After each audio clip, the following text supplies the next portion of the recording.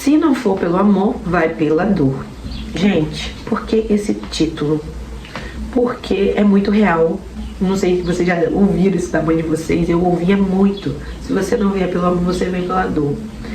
E eu vou dizer pra vocês que 90% das vezes é mais pela dor do que pelo amor que a gente cresce. Eu resolvi documentar minha jornada aqui justamente porque eu vejo que há uma necessidade de muitas mães terem um olhar de mães reais, né? Claro, cada uma na sua realidade, cada uma com as suas experiências, mas de referências e de também pessoas que tenham coragem de falar coisas que elas às vezes não têm ninguém para poder falar. Eu vejo isso muito pelas pessoas ao meu redor, né? Eu fiquei muito sozinha e depois no próximo vídeo posso falar sobre a solidão na maternidade, mas eu precisei passar pela dor para poder começar esse processo de mudança. E muitas das mães estão vivendo essa dor, a dor da ansiedade, a dor da solidão, do abandono, a dor da incompreensão, né? Então, é nessa dor que a gente começa a se transformar. Então, muitas vezes, a maioria das vezes, né, como eu falei, 90%, vai ser pela dor.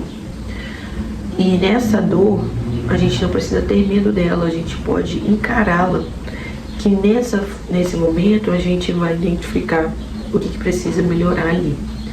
E por que eu tô falando isso? Porque eu vivenciei isso, né? Como eu disse, eu vivi a crise da ansiedade, do pânico, e foi nesse processo em que eu encontrei a minha melhor versão, até agora, né? Mas eu sei que eu posso melhorar muito mais ainda.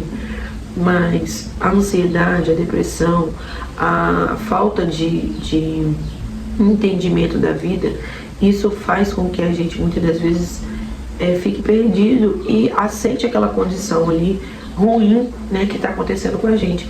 Mas na verdade é naquela dor em que a gente precisa se deixar transformar, deixar ser lapidada, deixar ser transformada. E aí eu costumo dizer sempre para as pessoas mais jovens, as minhas amigas, né, que ainda não são mães, que não são casadas ou que vivem uma outra realidade, não espere, né, vir a dor. Comece a mudar os hábitos e a olhar para dentro de si a partir de agora, a partir, né, do momento em que você tem condição de olhar com mais tranquilidade. Porque o que eu percebo? Que a gente não se olha como deveria, às vezes pela demanda, uma sobrecarga, né, na vida materna.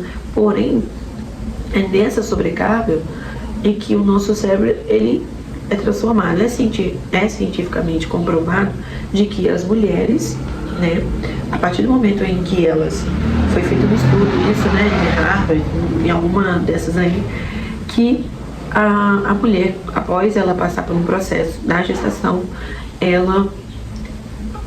o cérebro dela muda, né? Então ela está sempre em estado de alerta. Então, quando a gente está nesse estado de alerta, a gente está sempre pensando numa alternativa para melhorar, certo? Então, é mais para a gente refletir aqui, né? Será que eu estou olhando para minha dor, ou para o meu processo aqui de dor, né, com um olhar para me transformar, ou eu estou justificando a minha dor para as minhas condições? Por exemplo, eu tenho crise de ansiedade ou eu tenho depressão.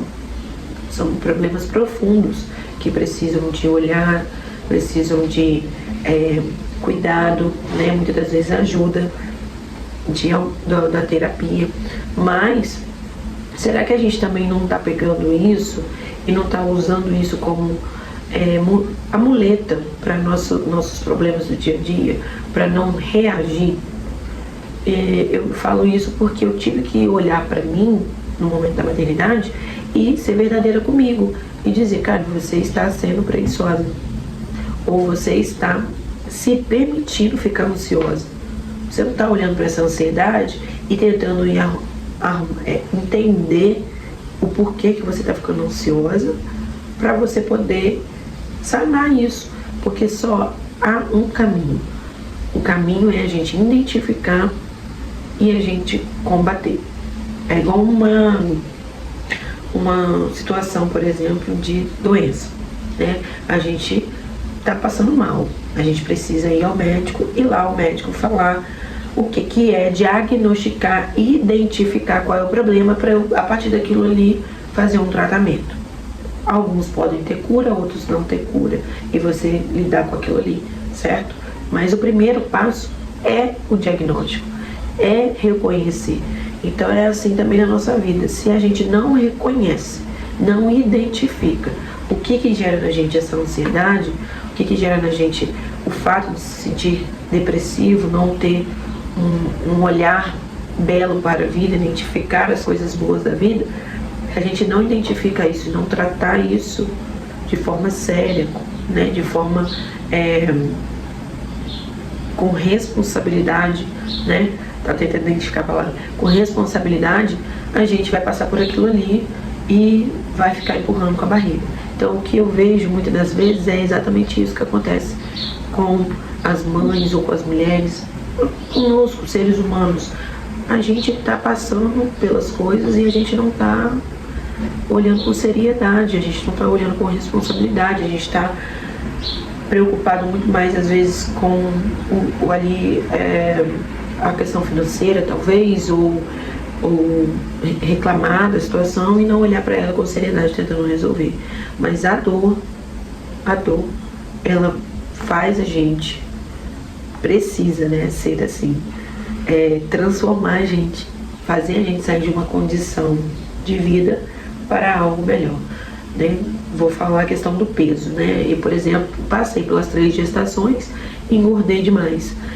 Então, assim, o sobrepeso para mim hoje é um fator que eu preciso olhar mais para minha saúde, olhar mais para aquilo que eu preciso melhorar, certo? Para eu poder ter um condicionamento físico melhor com os meus filhos, no cuidado com eles, na correria do dia a dia, nas tarefas. Então eu preciso olhar para isso com atenção. Então eu preciso diagnosticar o que é, o que está fazendo eu estar sobrepeso. É a quantidade de fast food? É o açúcar? É o pão? É o que? É o pão? É o que?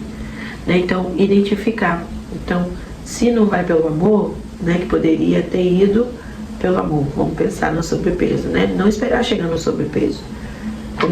Sair da gestação e já olhar para a questão do cuidado do corpo, né? Poderia ser assim, cuidar do meu corpo, já saindo da gestação, cuidar do meu corpo. Mas, não.